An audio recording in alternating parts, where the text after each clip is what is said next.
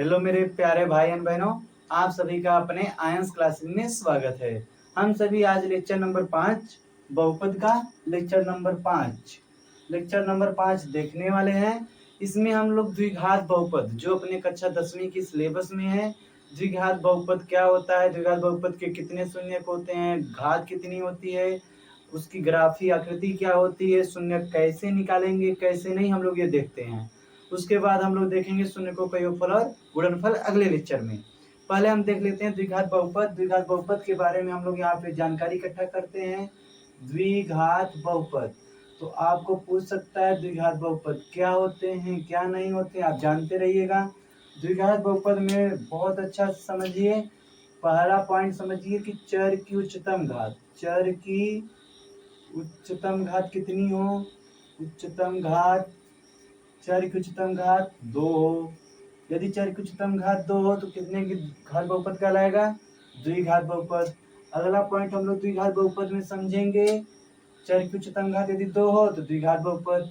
द्विघात बहुपद के शून्यकों की संख्या, द्विघात बहुपद के शून्यकों की संख्या, द्विघात बहुपद के शून्यकों की संख्या, द्विघात बहुपद के शून्यकों की संख्या कितनी होती है, आप लोग जानते रहिएगा। जितने घात होंगे उतने शून्यकों की संख्या होगी। घात कितनी है, 2 है, तो शून्यकों की संख्या भी कितनी होगी, 2 होगी। तो ये भी जानते रहिएगा। अब अगला पॉइंट हम लोग देखते हैं कैसे होगी हम लोग उससे जानेंगे। यानी यक्स की कितनी वैल्यू आएगी, 2, एक अल्फा और एक बीटा। यक्स के कितने शून्य मान आएंगे, 2 मान आएंगे, एक अल्फा और एक बीटा। अल्फा का मान प्लस हो सकता है, बीटा मान प्लस हो सकता है, यानी दोनों धनात्मक, दोनों क्या हो सकते हैं धनात्मक, या दोनों ऋणात्मक हो सकते हैं, दोनों जीरो हो सकते हैं, या एक प्लस एक माइनस, इसमें से कुछ भी हो सकता है। अगला हम लोग यहाँ से समझते हैं द्विघात बहुपद की ग्राफी आकृति। सबसे इम्पोर्टेंट, मोस्ट इम्पोर्टेंट है द्विघात बहुपद की ग्राफी आकृति। द्विघात बहुपद की ग्राफी आकृति, द्विघात बहुपद की ग्राफी आकृति क्या होती है। द्विघात बहुपद की ग्राफ पर आकृति या ग्राफी आकृति जब बनाएंगे हम लोग ग्राफ पर तो वो क्या होगा, तो द्विघात बहुपद की ग्राफी आकृति आपकी हो जाएगी परवलयाकार। कौन आकार, परवलयाकार, परवलयाकार हो जाएगा। इसे हम लोग बोलते हैं पैराबोला, पैराबोला। अब इसको कैसे दर्शाते हैं परवलयाकार को, परवलयाकार को इस प्रकार से दर्शाते हैं, या ऐसे दर्शाइए, या ऐसे दर्शाइए, या ऐसे दर्शाइए, या ऐसे दर्शाइए। यही आकृति है परवलयाकार की। यदि आपको किसी भी ग्राफ पर ऐसी आकृति मिल गई, वह एक्स अक्ष को टच करे या न करे, एक्स अक्ष को यदि टच करेगी तो शून्यकों की संख्या हो जाएगी, यदि नहीं टच करेगी फिर भी आकृति द्विघात बहुपद की आकृति है। किसकी आकृति है, द्विघात बहुपद की। तो आपसे पूछ सकता है बहुगलती में कि y बराबर ax square plus bx plus c comma a is not equal to 0 की ग्राफी आकृति होगी, की ग्राफी आकृति क्या होगी, की ग्राफी आकृति होगी, तो आपके पास ऑप्शन रहेगा रेखीय, परवलयाकार, सरल घनकोणीय या गोलीय। तो आप किस पे जाएंगे, परवलयाकार। ऑप्शन 1 रेखीय, ऑप्शन बी गोलीय, ऑप्शन सी परवलयाकार, परवलया, ऑप्शन डी इनमें से कोई नहीं, इनमें से कोई नहीं। तो आपके पास ये ऑप्शन हो जाएंगे, तो आपको ऑप्शन के अनुसार टिक करना है। तो इसकी आकृति कैसी होगी, परवलया कहिए चाहे परवलयाकार कहिए चाहे अति परवलयाकार कहिए, सब बात एक ही होंगे। ये आपको ऐसा दे सकता है बहुपद। द्विघात बहुपद की हमेशा आकृति कौन सी होगी, परवलयाकार। कौन सी आकृति होगी, परवलयाकार। तो ये 3 पॉइंट आपको बहुत ही मेजर पॉइंट ध्यान देने हैं द्विघात बहुपद के लिए। द्विघात बहुपद में पहला पॉइंट है चर की उच्चतम घात 2, दूसरा पॉइंट है कि उसके शून्यकों की संख्या 2 होनी चाहिए जिसमें आपको अल्फा और बीटा मिलेंगे। यानी अगर पूछा जाए द्विघात बहुपद के कितने हल निकलेंगे, 2 हल निकलेंगे। शून्यकों को मूल भी कहते हैं, क्या कहते हैं, मूल भी कहते हैं। द्विघात बहुपद की ग्राफी आकृति कैसे होगी, परवलयाकार या परबोलाकार। ये ऐसा बना रहेगा, उल्टा सी या उल्टा यू इसी के हिसाब से आप बना रहेगा, ये जानते रहेगी। तो ये कौन सी आकृति हो जाएगी, परवलयाकार। कभी कभी आपको ऑप्शन में दे देगा, यदि मान लीजिए आपको दे दिया कौन सा द्विघात बहुपद की आकृति नहीं है, ये आप जानते रहिएगा भाई साहब, कौन सी द्विघात बहुपद की आकृति नहीं है। 4 आपको ग्राफ दे दिया है, यदि 4 ग्राफ दे दिया है, निम्नलिखित में से कौन सी द्विघात बहुपद की आकृति नहीं है। आपको ये 4 ग्राफ दे दिया है, 1 2 सॉरी 3, अब आपको एक दे देगा, ये वाला हो गया है। तो एक ऑप्शन और ले लीजिए, यहाँ पर एक ऑप्शन और मान लीजिए, ये इस प्रकार से दे दिया, यह x या y। तो आपको द्विघात बहुपद की आकृति कैसी देखनी चाहिए, परवलयाकार, परवलयाकार, परवलयाकार। ये भी परवलयाकार आकृति है, ये भी परवलयाकार आकृति, ये भी परवलयाकार आकृति है। यह परवलयाकार आकृति नहीं है, तो इसमें से कौन सी आकृति द्विघात बहुपद की नहीं होगी, ये नहीं होगी, बाकी सब द्विघात बहुपद की आकृति होंगी। यदि हम लोग शून्यकों की संख्या की बात करें, किसकी बात करें, शून्यकों की संख्या की, तो शून्यकों की संख्या इसमें कितनी हो जाएगी, यह सच को कितनी जगह काट रही है, 2 जगह, तो शून्यकों की संख्या 2। यह सच को कितनी जगह काट रही है, 1 काट रही, शून्यकों की संख्या 1। यह सच को कितनी जगह काट रही है, 2 जगह, तो शून्यकों की संख्या 2। यह सच को कितने जगह काट रही है, 1 भी जगह, तो शून्यकों की संख्या कितनी हो जाएगी, 0 हो जाएगी। यह द्विघात बहुपद की आकृति है, लेकिन इसमें शून्यकों की संख्या कितनी है, 0 है। यह भी द्विघात बहुपद की आकृति है, लेकिन इसमें शून्यकों की संख्या कितनी है, 1 है। यह भी एक प्रकार की द्विघात बहुपद की आकृति है, लेकिन इसमें शून्यकों की संख्या कितनी है, 2 है। यह द्विघात बहुपद की आकृति नहीं है, फिर भी शून्यकों की संख्या कितनी है, 2 है। यह द्विघात बहुपद की आकृति नहीं है भाई साहब, यह द्विघात बहुपद की आकृति नहीं है। आपको ऐसा भी क्वेश्चन देखने को मिल सकता है। तो चलिए, हम लोगों ने द्विघात बहुपद के देख लिया, द्विघात बहुपद के शून्यकों की संख्या देख लिया, और शून्यकों की संख्या 2 से कम हो सकती है। इस ग्राफ से हमने समझा, जैसे यहाँ पे 0 आया था, लेकिन ज्यादा से ज्यादा कितनी होगी, 2 होगी, वो अल्फा और बीटा। ये आपको 3 मेजर पॉइंट ध्यान देने हैं द्विघात बहुपद में, इतने ही अच्छे से आप समझते रहेंगे। तो चलिए अब हम देखते हैं कि द्विघात बहुपद के शून्यक, द्विघात बहुपद के शून्यक कैसे निकालते हैं। शून्यक क्या होता है क्या नहीं, अभी हम आपको समझा देंगे, आप अच्छे से देखते रहिएगा। तो द्विघात बहुपद के शून्यक निकालने के लिए, द्विघात बहुपद की क्या निकालने के लिए, शून्यक, द्विघात बहुपद के शून्यक कैसे निकालें, आप लोग आराम से कॉन्सेप्ट समझिए, हम आपकी किताब की पूरी सवाल हल करा देंगे, आप खुद ही निकालने लगेंगे। निकालिए, द्विघात बहुपद के शून्यक कैसे निकालेंगे, निकालेंगे। तो द्विघात बहुपद के शून्यक कैसे निकालेंगे, ये आप पॉइंट को समझिए, इस पॉइंट को समझिए कि किस प्रकार से हम द्विघात बहुपद के शून्यक को निकालेंगे। सर्वप्रथम आपको पता होना चाहिए कि द्विघात बहुपद किस चर में दिया गया है। यदि वह चर x में दिया गया है तो x, चर y में दिया है चर y, चर z में दिया है चर z, यदि चर t में दिया है तो चर t, चर u में दिया है तो चर u। इसी प्रकार से हम लोग समझते हैं कि द्विघात बहुपद के शून्यक, यानी द्विघात बहुपद के कितने शून्यक आएंगे, 2 शून्यक आएंगे। अब हम समझते हैं, सर्वप्रथम बहुत ही अच्छे तरीके से आराम से समझते हैं, आपको 2-3 सवाल के माध्यम से हम बताते हैं, तब ज्यादा समझ में आएगा आपको। यदि मान लीजिए फर्स्ट ऑफ ऑल पहला जो कॉन्सेप्ट है, जो पहला कॉन्सेप्ट है, पहला कॉन्सेप्ट देखिए, चर की बहुपद, द्विघात बहुपद को अवरोही क्रम में, द्विघात बहुपद को अवरोही क्रम में, किस क्रम में, अवरोही क्रम में लिखो। सर्वप्रथम तो यही बात है, इसके बहुपद को किस क्रम में लिखो, अवरोही क्रम में। यदि मान लीजिए आपको नहीं समझ में आएगा, हम लोग यहाँ पे सवाल देखते हैं, पहला सवाल, दूसरा सवाल, तीसरा सवाल। यदि मान लीजिए फर्स्ट सवाल, सेकेंड सवाल, तीसरा। फर्स्ट सवाल जो है आपको दिया गया है 3x² minus x minus 4, 3x² minus x minus 4, ये आपका सवाल दे दिया गया है। अगर मान लीजिए एक सवाल दे दिया, एक सवाल अगर आपको 6x² माइनस 3 माइनस 7x, इस प्रकार से दूसरा सवाल दे दिया, तीसरा सवाल दे दिया, दूसरा सवाल। और अगला सवाल आपको दे दिया है एक्स स्क्वायर माइनस 15 या टी स्क्वायर माइनस 15, ये समझिए। आप आराम से समझिए, इस तीनों सवाल के माध्यम से आपको कॉन्सेप्ट समझिए, कॉन्सेप्ट समझ लेंगे तो आप सवाल हल कर लेंगे। आपको ये 3 सवाल दे दिए, यदि हम मान लीजिए एक सवाल और लिखते हैं यहाँ पर, आराम से एक सवाल और लिखते हैं। चौथा सवाल, 4u स्क्वायर प्लस 8u, आपकी पूरी किताब का हम लोग सवाल ले रहे हैं।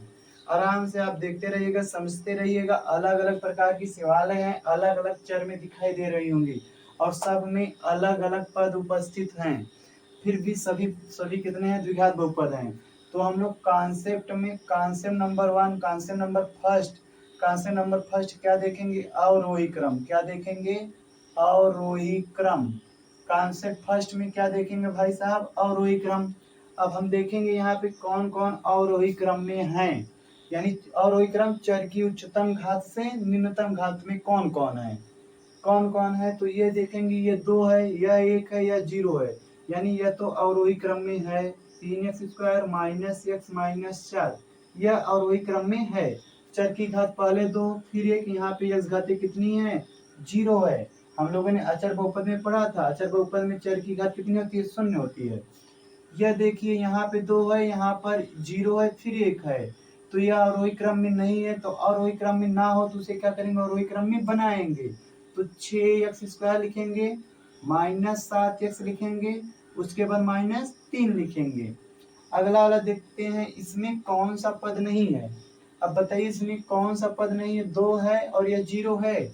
यहाँ पे टी घाते कितना है, 0 है, तो इसमें टी घाते 1 नहीं है। और वही क्रम में लिखने के बाद अगला कॉन्सेप्ट बहुत अच्छा कॉन्सेप्ट है, जो पद नहीं रहेगा, जो पद नहीं रहेगा, जो पद नहीं रहेगा उसको लिखते हैं, उसको लिखते हैं। अब उसको कैसे लिखेंगे, इसमें मान लीजिए टी घाते 1 पद नहीं है, उसको लिखते हैं। अब उसको लिखने का तरीका क्या है, जितनी घात वाला नहीं रहेगा उसके ऊपर 0 लगा देंगे, जो पद नहीं रहेगा उसको लिखेंगे। अब कैसे लिखेंगे, मान लीजिए टी स्क्वायर है, अब यहाँ पे कौन सा पद नहीं है, टी घाते 1 वाला पद नहीं है, तो इसका गुणांक लिख देंगे 0। जो पद नहीं रहेगा वह लिखकर उसका गुणांक 0 लिख देंगे, जो पद नहीं रहेगा उसको लिखकर, उसको लिखकर, उसको लिखकर उसका गुणांक 0 बनाते हैं, उसका गुणांक 0 लिखते हैं, उसका गुणांक 0 लिखेंगे। ये आप मेजर, आप अच्छे से एक कॉन्सेप्ट, इस कॉन्सेप्ट में आप ध्यान दीजिएगा भाई साहब। ये कॉन्सेप्ट आपको बहुत ही काम देने वाला है। आपको एक साल बोर्ड में इसी प्रकार से सवाल जिस प्रकार दिया इसी प्रकार से पूछ लिया था, आगे पीछे देकर आप सर्वप्रथम आगे पीछे रहेंगे उससे सुटेबल बनाएंगे, जानते रहिएगा। तो ये टी स्क्वायर प्लस 0t, जो पद नहीं है इसमें टी घाते 1 पद नहीं है, टी घाते 1 का गुणांक क्या लिख दिया, 0 लिख दिया। अब आगे माइनस 15, टी घाते 0 लिखिए चाहे माइनस 15 लिखिए, आपकी मर्जी, दोनों बात एक ही है। तो ये बात हो गया, घाते लिखिए चाहे मत लिखिए, लेकिन जो नहीं था उसके हमने लिख कर उसके पद में क्या लगा दिया, गुणांक में 0 लगा दिया। अब इसमें है, ये चर यू में है, तो चर यू में है तो 4u स्क्वायर प्लस 8u। अब इसमें कौन सा पद नहीं है, अचर पद नहीं है, तो अचर पद में 0 लिख दिए। अब इसमें 0 का गुणांक 0 रखेंगे, कोई मतलब नहीं रहेगा। तो इस प्रकार से हमने सभी पदों को बना लिया, सभी पद अवरोही क्रम में मिल गए। अब इनकी जब तुलना करनी होगी, हमें इनकी तुलना करनी होगी, मानक रूप से तुलना करनी होगी। ये चर किसमें, चर x में, तो ax square plus bx plus c comma a is not equal to 0 से क्या करेंगे हम लोग, तुलना करेंगे। से क्या करेंगे, तुलना करने पर, ये आप अभी अभी कॉन्सेप्ट सीखिए, कॉन्सेप्ट सीखिए, आप अपनी किताब के सवाल को हल कर लेंगे। आप आराम से समझिए, द्विघात बहुपद के मानक रूप से तुलना करने पर, यहाँ पे आप हिंदी लिख दीजिएगा, द्विघात बहुपद ax square plus bx plus c comma a not equal to 0 के मानक रूप से तुलना करने पर। अगर इस प्रकार से लिख दिए, क्योंकि चर x में था तो हमने मानक रूप में लिखा है, x में लिखा है। अब ध्यान दीजिएगा, यहाँ पे माइनस है, यहाँ पे माइनस है, लेकिन मानक रूप में कहीं माइनस है नहीं, मानक रूप में कहीं भी माइनस नहीं रहेगा, ये भी आप जानते रहिएगा। मानक रूप हमेशा पॉजिटिव में रहेगा, आपकी सवाल चाहे निगेटिव में हो चाहे माइनस में, उससे लेन देन नहीं है। मानक रूप सदैव किसमें रहेगा? पॉजिटिव में रहेगा। चलिए इस प्रकार से हम लोग इसकी तुलना करते हैं।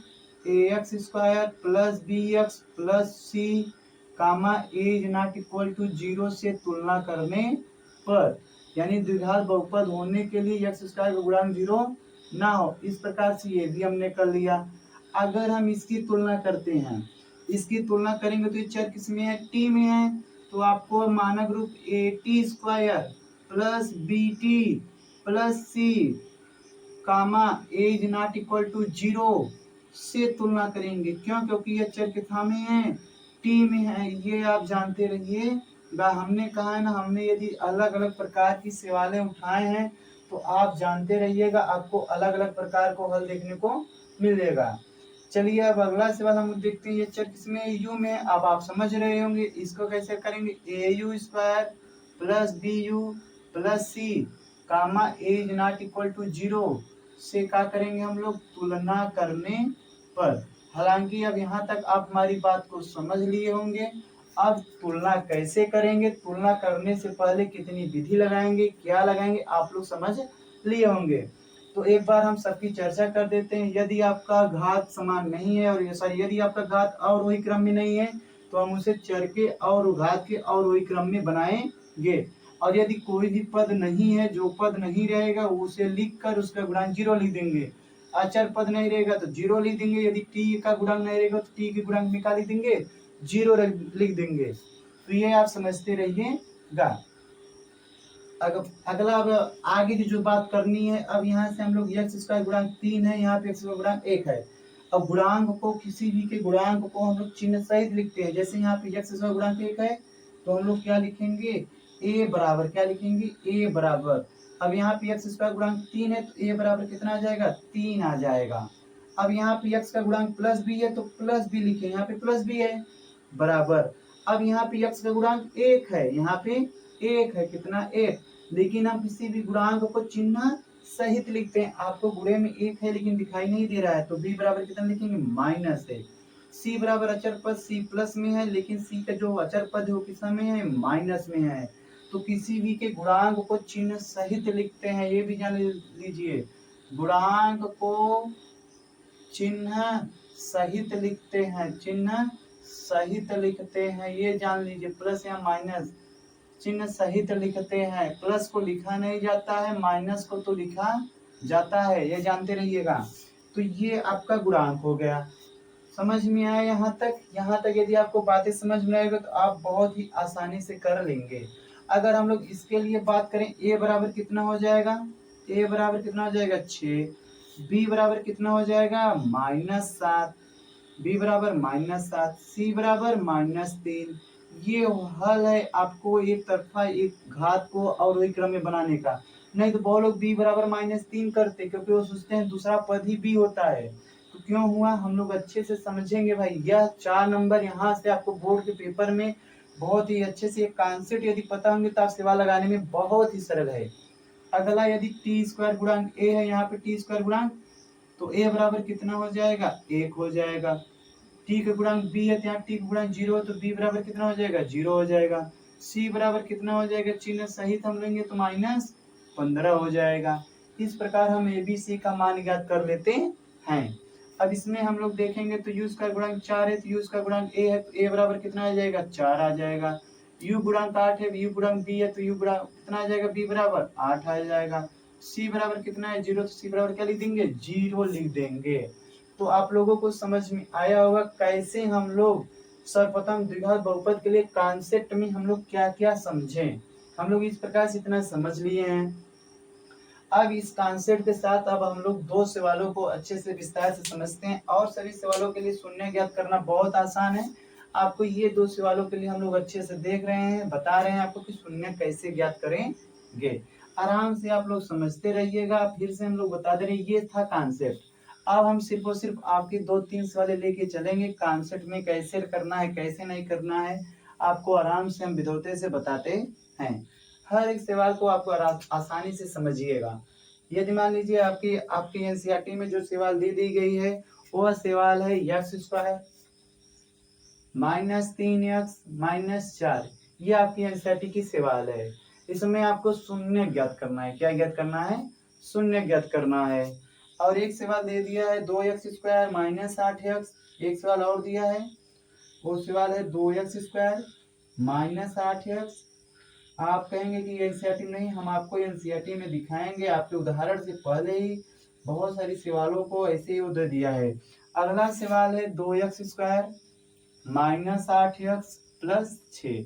आप इन दो सवालों से आप आराम से दो विधियों को अच्छे से समझ लेंगे, शून्य कैसे निकालेंगे। तो इनके व्यापक रूप से आप तुलना कर दीजिए। यहाँ पे लिखेंगे ax² plus bx plus c comma a is not equal to 0 से क्या करने पर? तुलना करने पर। ये आप आराम से लिख देना।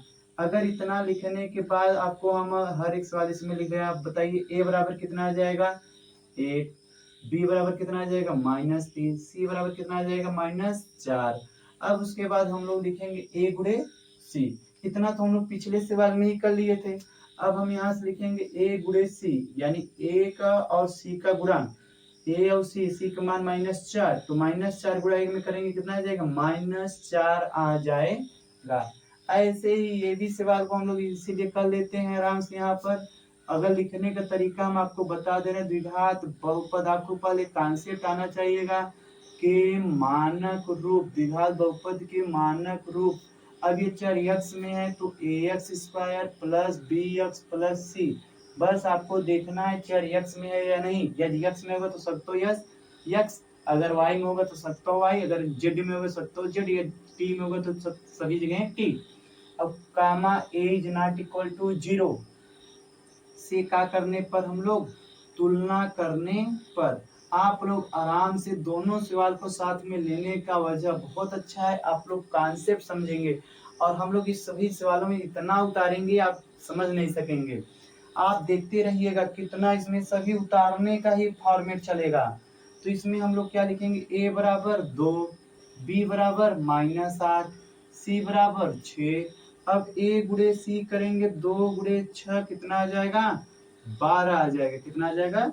12 आ जाएगा। अगर इतना करने के बाद यदि आप इतना कर लिए तो आपको सवाल जो दिया उसको उतार लीजिए। सवाल दिया है x² -3x -4। इतना समझ में आया? हम लोगों ने पहले उसके तुलना किया व्यापक रूप से, और a नॉट इक्वल टू 0 होना चाहिए से तुलना करने पर a b c का मान लिखा, a गुणे क्या किया? c किया। a गुणे c करने के बाद हम सवाल को ऐसे ऐसे उतार लेते हैं। क्या कर लेते हैं? उतार लेते हैं। फिर से हम लोग सवाल को उतारेंगे, आप लोग ध्यान से देखते रहिएगा। अब यहाँ पे x² है तो x², माइनस है तो माइनस लिख दिया। अब 3 को ऐसे कोष्टक बना देंगे, 3 के स्थान पर इस प्रकार से एक कोष्टक बना देंगे। उसका गुणांक क्या है? x। यहाँ पे क्या लिख देंगे? x। माइनस है -4। ये इतना बात समझ में आया कि हमने x² था x² लिखा, माइनस था माइनस लिखा, 3 की इस संख्या के स्थान पर एक हमने कोष्टक लगा दिया। इसका गुणांक x था, कोष्टक में x लिख दिया, गुणांक में माइनस था माइनस लिख दिया, 4 था 4 लिख दिया। ऐसी प्रक्रिया इस सवाल में भी करना है। इस सवाल को उतार लीजिए, 2x² माइनस 8x प्लस 6। अब फिर से उतार लीजिए, 2x² माइनस था माइनस उतार लीजिए, 8 संख्या के लगे कोष्टक लगा दीजिए, x था x यहाँ पे लिख दीजिए, प्लस था प्लस लिख दीजिए, 6 था 6 लिख दीजिए। अभी तक तो आपको कोई प्रॉब्लम नहीं हो रही होगी। हम लोग कैसे कर रहे हैं, क्यों कर रहे हैं, आपको हम इसका बहुत ही बेहतरीन सा कारण दे रहे हैं। हम लोग पूरा से अच्छे से उतारने की पे चल रहे हैं, हम लोग अच्छे से समझ रहे हैं, हम लोगों की मेहनत कम करना पड़े।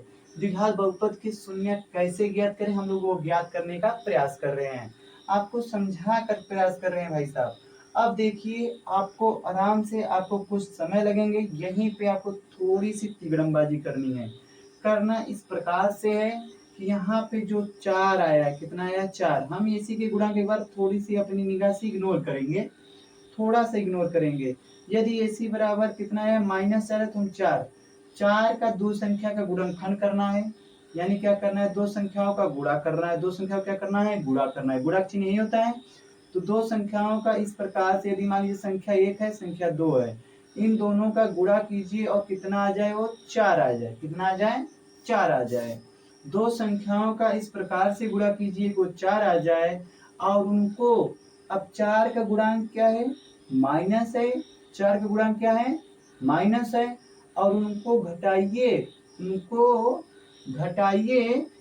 3 आ जाए, क्या आ जाए, 3।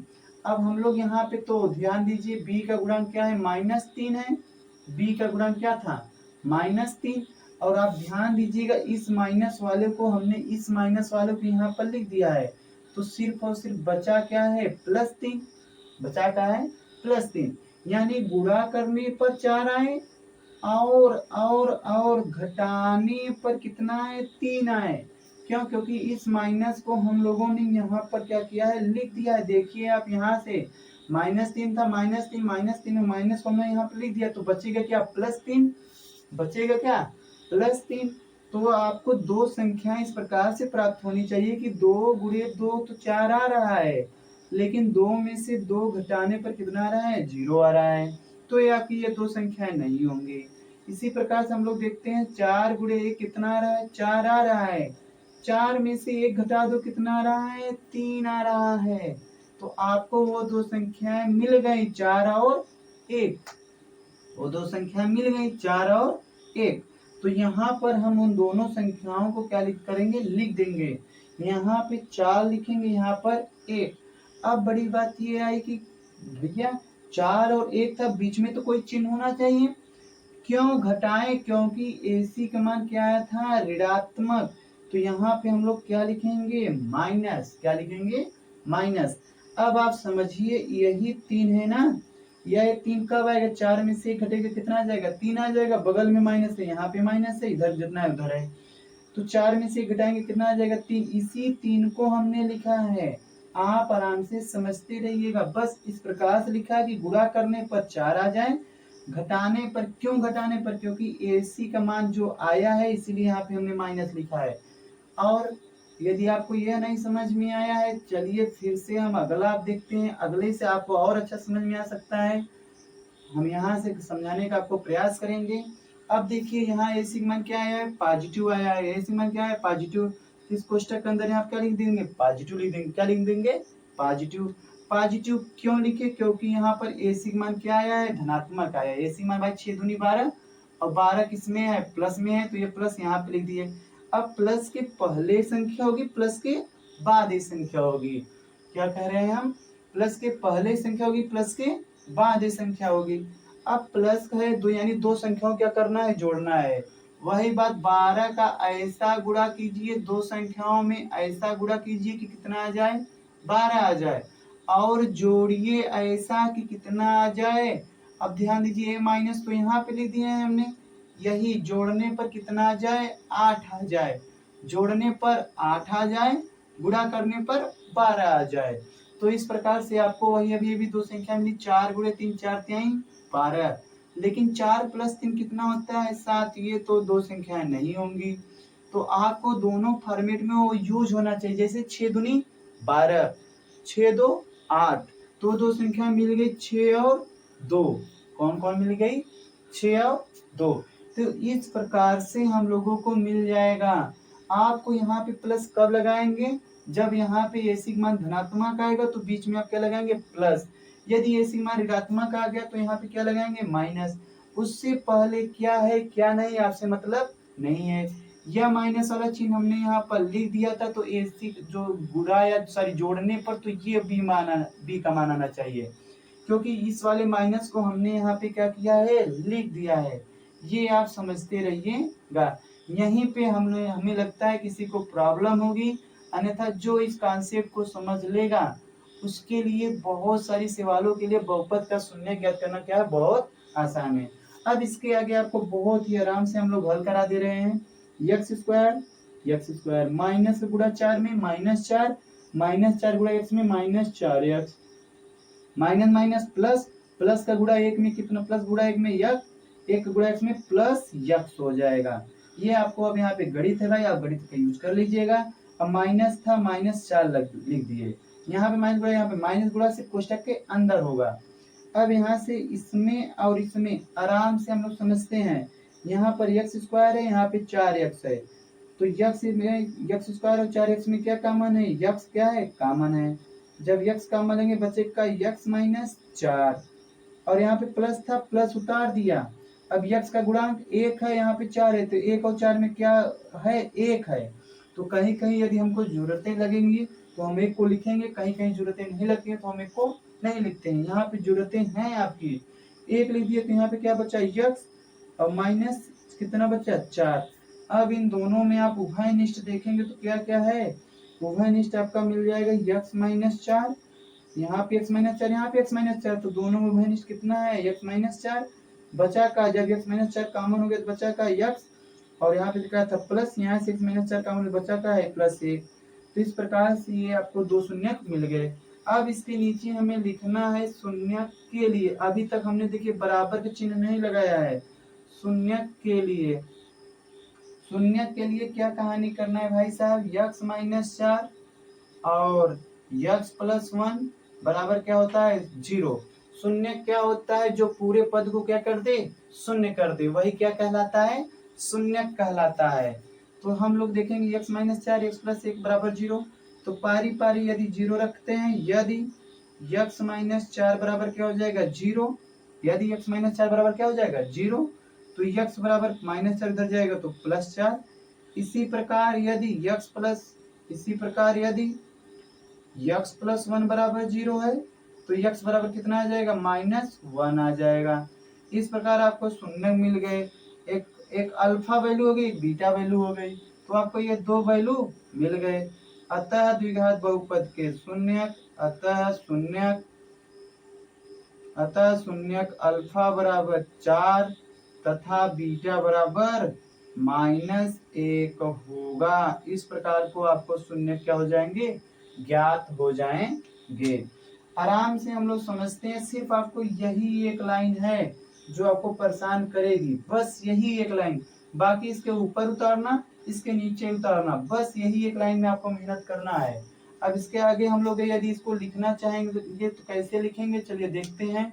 इस सवाल के लिए 2x² प्लस -6 गुणा x में कितना आ जाएगा, -6x, प्लस माइनस 2 को गुणा x में 2x, आगे प्लस 6 था, प्लस 6 हमने लिख दिया।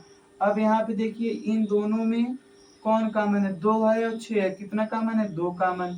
और यहाँ पे x², यहाँ पे x है, कितना कॉमन, x कॉमन। बचा कितना, यदि 2x कॉमन हो जाएगा तो सिर्फ और सिर्फ x बचेगा, माइनस x तो कॉमन है, 2 तिहाई 6, तो कितना आ जाएगा, यहाँ पे 3 आ जाएगा। अब यहाँ पे देखिए माइनस है, यहाँ पे जो चिन्ह रहेगा वो आप तुरंत उतार दीजिएगा। अब यहाँ पे 2 है, यहाँ पे 6 है, 2 और 6 में कौन कॉमन, 2 कॉमन, तो बचा का x। अब plus minus minus, plus minus minus, 2 तिहाई 6, x -3। वही फिर से यहाँ पर और यहाँ पर दोनों में उभयनिष्ठ कौन है, दोनों में उभयनिष्ठ कौन है, x -3, तो x -3, और फिर अगले कोष्टक में 2x -2। इस प्रकार से हो जाएगा। यदि आपके कॉपी में नीचे जगह रहता है तो यहाँ पे आप दे दीजिएगा शून्यक के लिए।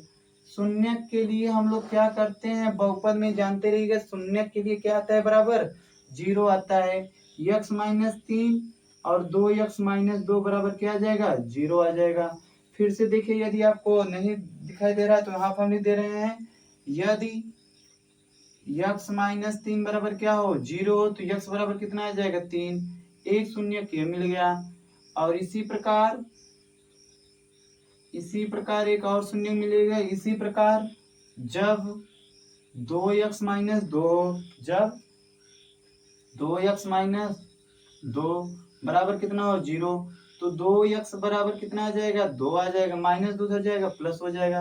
अब 2 इधर गुणे में है तो उधर जाएगा 2/2, तो x बराबर इस प्रकार कितना आ जाएगा, 1। अतः द्विघात बहुपद के शून्य कौन कौन हो जाएंगे, 3 और 1 हो जाएंगे। इस प्रकार द्विघात बहुपद के शून्य अल्फा व बीटा बराबर, अल्फा बराबर कितना आ जाएगा, 3, और बीटा बराबर कितना आ जाएगा, 1। यह आपका क्या हो जाएगा, उत्तर हो जाएगा। तो आप लोगों को समझ में आया होगा। यहाँ पे जो कॉन्सेप्ट था यहाँ पे आप समझते रहिएगा। हम लोग यदि यहाँ पे गुणा AC का मान प्लस में आए तो दोनों संख्याओं के यहाँ पे जोड़ेंगे। यहाँ पे भी माइनस पहले, यहाँ पे जो चिन्ह रहेगा उसे हम पहले ही लिख देंगे, उससे आपसे मतलब नहीं है।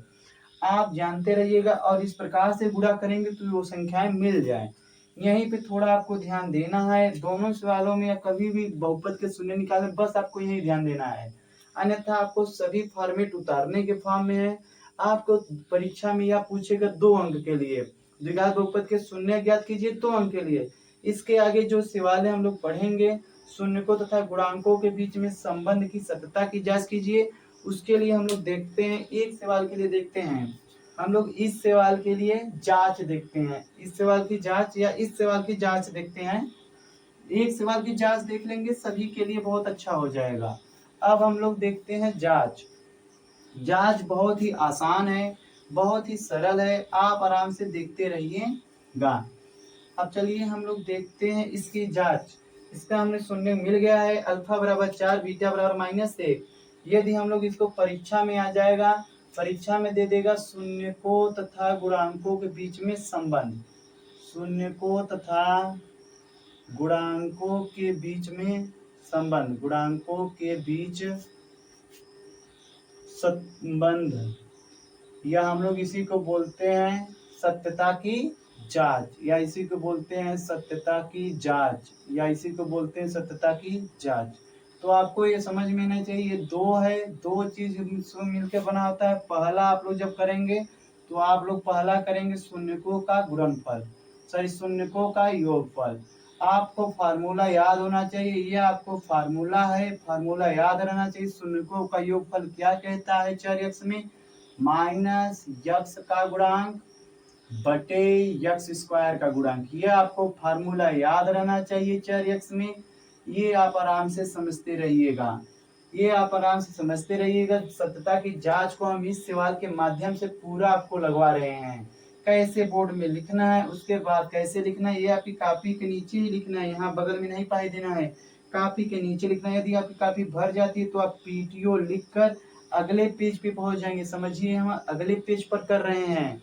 अब बताइए यहाँ पर जो लिखा गया है शून्यकों का योगफल, शून्य कौन कौन है, अल्फा बीटा, अल्फा बीटा का क्या हमने किया योगफल, बराबर क्या होगा माइनस, सूत्र में था यह माइनस, सूत्र में है यह, सूत्र है माइनस यक्स का गुणांक। अब आप देखेंगे यक्स का गुणांक कितना है -3, यह माइनस जो हमने लिखा है यह सूत्र में लिखा है, अब यक्स का गुणांक -3 है बटे यक्स स्क्वायर का गुणांक कितना है 1 है, यक्स स्क्वायर गुणांक कितना है 1 है। अल्फा की वैल्यू कितना आई है 4, इधर भी मान रखेंगे ना, दोनों पक्ष बराबर आना चाहिए, ये जानते रहिएगा। अल्फा वैल्यू कितना रखेंगे 4 प्लस बीटा वैल्यू कितना था -1, बीटा वैल्यू -1 बराबर माइनस माइनस, यहाँ पे आ जाएगा माइनस माइनस प्लस 3/1 आ जाएगा। तो 4 - 1 बराबर 3/1, 3 बराबर 3, ये आपका क्या हो जाएगा सत्यता की जांच। अगर हम लोगों ने एक कर लिया तो अगला ऐसे ही दूसरा भी कर लेंगे। शून्यकों का गुणनफल, शून्यकों का गुणनफल। आज आप वीडियो को लंबा होने वाला है, आप लोग ये देखते रहिएगा, ये लास्ट कॉन्सेप्ट चल रहा है, आराम से देखते रहिएगा। नहीं समझ में आएगा हम लोग प्रश्नावली की सवाल जब हल करेंगे और समझ में आएगा। शून्यकों का गुणनफल का जो सूत्र होता है आपको भाई सूत्र याद आना चाहिए, अचर पद बटे यक्स स्क्वायर का गुणांक। अभी हम सूत्र याद करने की तरीका भी थोड़ा बता देते हैं, उसको भी आपको याद हो जाएगा, ये आप समझते रहिए। चलिए अब हम लोग देखते हैं शून्यकों का जो गुणनफल था, शून्यकों का जो गुणनफल था, शून्यकों का गुणनफल यानी आपको कितने शून्य प्राप्त हुए, 2 अल्फा व बीटा का गुणनफल। तो हम लोग गुणनफल को थोड़ा बिंदी दर्शा देते हैं, बराबर अचर पद। अब बताइए अचर पद कौन था 4 की -4, तो -4 चिन्ह सहित -4 बटे यक्स स्क्वायर का गुणांक कितना था, यक्स का गुणांक कितना था 1, कितना था 1।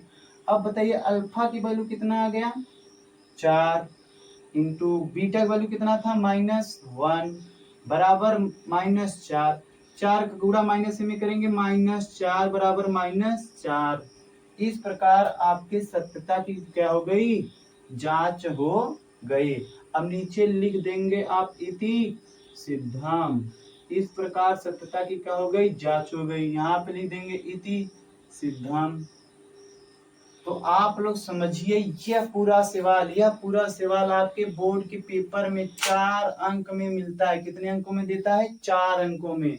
हर साल यहाँ से द्विघात बहुपद से 4 अंक में इसी प्रकार से शून्य निकालने के लिए और शून्य को तथा गुणांकों में संबंध की सत्यता की जांच के लिए कहता है। अब आइए हम लोग सूत्र याद करने के तरीका को समझते हैं। सूत्र याद करने का क्या तरीका है, क्या नहीं है, आपको बहुत ही अच्छा से समझ में आएगा। यहाँ से पूरा रिलेट करते हैं हम लोग इस दोनों सूत्र को। दोनों सूत्र बहुत ही आईएमपी हैं। इन दोनों सूत्रों को आप याद कर लीजिएगा। यहाँ से बहुविकल्पी क्वेश्चन भी देखने को मिलेंगे। तो हम लोग चलिए देखते हैं सूत्र को याद करने की तरीका। अगर आप जान लीजिए द्विघात बहुपद पढ़ रहे हैं, कितना पढ़ रहे हैं, द्विघात बहुपद दोनों के हर में देखिए कौन है, एक्स स्क्वायर का गुणांक। योगफल में भी एक्स स्क्वायर का गुणांक, गुणनफल में भी एक्स स्क्वायर का गुणांक। फर्स्ट ऑफ ऑल तो ये हो गया याद करने का तरीका कि आप चाहे गुणनफल पूछिए चाहे योगफल पूछिए, हम नीचे हर में किसे बताएंगे, एक्स स्क्वायर के गुणांक को। किसको बताएंगे, एक्स स्क्वायर के गुणांक को। बात रही गुणनफल। अब आप बताइए, जब आप गुणा कर रहे हैं तो अचर पद का कर रहे हैं ना। यहाँ जब एसी के किए तो आपको एक अचर पद मिला। एसी में गुणनफल में कौन मिल रहा है, अचर पद। देखिए गुणे में कौन मिल रहा है, गुणा हम लोग किसका करें, ए गुणे सी।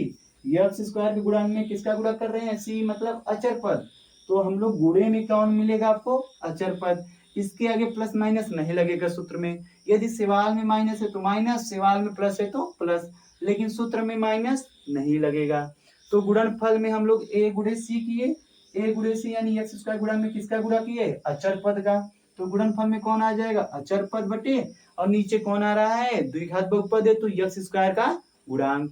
अगला हम लोग योगफल की बात करते हैं। योगफल को याद कैसे करेंगे, बस नीचे एक्स स्क्वायर है इसके लिए हम लोग समझते हैं। अब देखिए योगफल में जोड़ने पर यक्स का गुणांक मिले, जोड़ने पर यक्स का गुणांक मिले। हम लोगों ने यहाँ पे थोड़ा आपको बताया था कि ये माइनस वाला चिन्ह यहाँ पे आ गया है। गुणा करने पर इतना मिले, जोड़ने पर बी की वैल्यू मिले। ये आपको याद होगा, जोड़ने पर किसकी वैल्यू मिले, बी की। तो जोड़ने बी किसका होता है, यक्स का गुणांक होता है। किसका होता है, यक्स का गुणांक। बस जानते रहिएगा, जोड़ने पर यक्स का गुणांक मिले और गुणा करने पर अचर पद। तो जोड़ने पर यक्स का गुणांक बटे नीचे एक्स स्क्वायर रहेगा, और गुणनफल में अचर पद बटे एक्स स्क्वायर रहेगा। बस यहाँ पर आपको माइनस सूत्र में लगाना होगा। ये सबसे इंपॉर्टेंट है, यहाँ सूत्र में माइनस रहना चाहिए। अगर यहाँ सूत्र में माइनस पहले से ही है, या इसलिए नहीं इस सवाल में माइनस दिया, इसलिए नहीं, यह सूत्र में पहले से ही माइनस है। तो आप इस प्रकार से ये समझ सकते हैं। यदि मान लीजिए अब यहाँ से आपको हम बहुत ही अच्छी तरीके से और सवाल हल कराते हैं, थोड़ा सा इस सूत्र से रिलेट हल कराते हैं। सूत्र से रिलेट देखते रहिएगा। तो ये 4 नंबर का हमने आपका काम कर दिया है। अब सूत्र से रिलेट, इस सूत्र से रिलेटेड कितने अच्छे से आपको सवाल पूछे जाते हैं वो हम लोग इस वीडियो में देखेंगे। यदि मान लीजिए आपको पूछ लिया, यदि मान लीजिए पूछ लिया x square minus 7x plus 12, x square minus 7x plus 12 शून्यकों का योगफल यानी अल्फा प्लस बीटा की वैल्यू बताइए। यदि आपसे पूछ लिया अल्फा प्लस बीटा की वैल्यू बताइए, तो आपको यह फार्मूला याद रहना चाहिए, माइनस एक्स का गुणांक, माइनस एक्स का गुणांक कितना है, यहाँ पर -7 है। तो ये सूत्र में माइनस था तो -7 बटे एक्स इसका गुणांक कितना है 1, तो माइनस माइनस प्लस 7 1 कम 7, तो अल्फा प्लस बीटा की वैल्यू डायरेक्ट आपको कितने आ गई, 7 आ गई। कितनी आ गई, 7 आ गई। ये आपको फार्मूला काम देंगे। अगर मान लीजिए यहीं पे अल्फा इंटू बीटा की वैल्यू पूछ लिया, तो आपको याद आना चाहिए अचर बटे अचर पद बटे एक्स स्क्वायर का गुणांक। अचर पद कितना है 12 है, एक्स स्क्वायर का गुणांक कितना है 1, तो 12 बराबर बटे कितना आ जाएगा 12 आ जाएगा। तो ये बहुत सारी सवाल यहाँ से आपको दे जाएंगे, आपको ऐसे ऐसे पूछ लिया जाएगा, तो आप लोग वहां पे भौचक्के हो जाएंगे। आराम से कॉन्सेप्ट को समझिए, आप आराम से 1 2 कॉन्सेप्ट को समझ ले रहे हैं, आपको बहुत ही आसानी होने वाली है। अब इसी प्रकार से हम लोग और सवालों को समझते हैं। यदि मान लीजिए आपको दे दिया 4u स्क्वायर प्लस 8u में शून्यकों का योगफल यानी अल्फा प्लस बीटा की क्या मान होगा, और अल्फा इंटू बीटा का क्या मान होगा।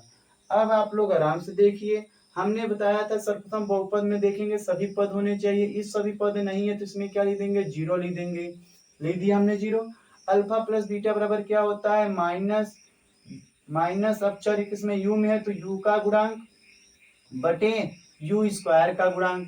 अब माइनस यू का गुणांक कितना है, माइनस कोष्टक में 8 बटे यू स्क्वायर का गुणांक कितना है, यू स्क्वायर का गुणांक कितना है 4। तो इस प्रकार से आपकी वैल्यू आ गई -2। कितना आ जाएगा, -2। अगर अल्फा इंटू बीटा की बात करें तो हम लोग जानते हैं अचर पद बटे एक्स स्क्वायर जानते हैं, लेकिन ये अचर यू में है तो यू स्क्वायर का गुणांक। तो इसमें अचर पद कोई नहीं था तो 0 बटे यू स्क्वायर गुणा कितना है 4। अब किसी भी संख्या को 0 में भाग देंगे तो कितना आ जाएगा, वो 0 आ जाएगा। तो इस प्रकार से आपको अल्फा इंटू बीटा की भी वैल्यू मिल गई। एक सवाल इसी प्रकार से और आपका है, इसी प्रकार से आपको बहुत सारे सवाल बहुविकल्पी में देखने को मिलेंगे। ये एक सवाल और है जिसमें आपको अचर पद नहीं, एक पद गायब रहेगा। वह सवाल आपका है टी स्क्वायर माइनस 15।